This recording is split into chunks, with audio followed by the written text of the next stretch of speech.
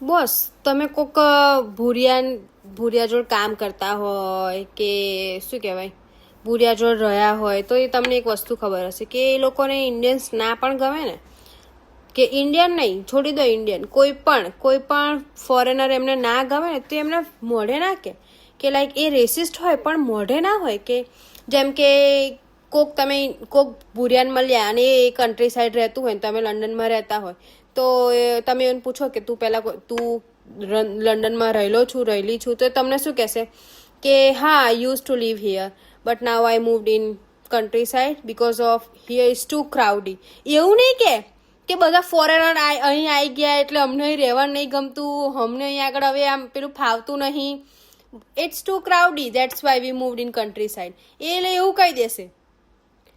એટલે તમને એ રેસિસ્ટ હોય તો તમારા સામે બહુ જ સારો વ્યવહાર કરશે. તમારા જો કોઈ દિવસ કોઈ ભૂર્યો ખરાબ વ્યવહાર નહીં કરે એમ, ભલે રેસિસ્ટ હોય કે ના પણ હોય, પણ તમારા જોડે કોઈ દિવસ, અને એસ્પેશિયલી ઇન્ડિયન જોડે કોઈ દિવસ એ લોકો ખરાબ વ્યવહાર નહીં કરતા.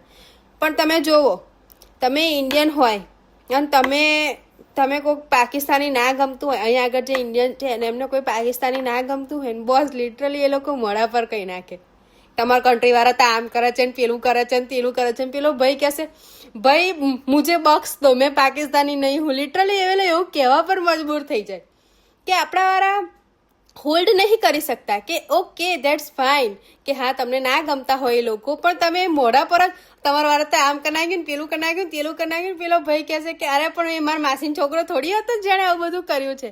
લિટરલી પેલો સામેવાળો બીજી વાર કોઈ એને પૂછે ને કે તું કઈનો છું તે આમ કહેતાય બીવે, ખાસ કરીને ઇન્ડિયનને, કે હું આને કહીશ ને આવેલો પાછી રામકથા ચાલુ કરી નાખશે. એટલે લાઈક ભૂરિયાઓ કેવું હોય કે એમને ગમે કે ના ગમે એ લોકો આપણી જોડે આમ નાઇસથી જ રહે, એ લોકો કોઈ દિવસ તમારો ખરાબ વ્યવહાર નહીં કરે, આમ બહુ સારા રહેશે તમારા જોડે. પણ આપણા વાળા આડ ફાડ ને તાડ એવા જ હોય.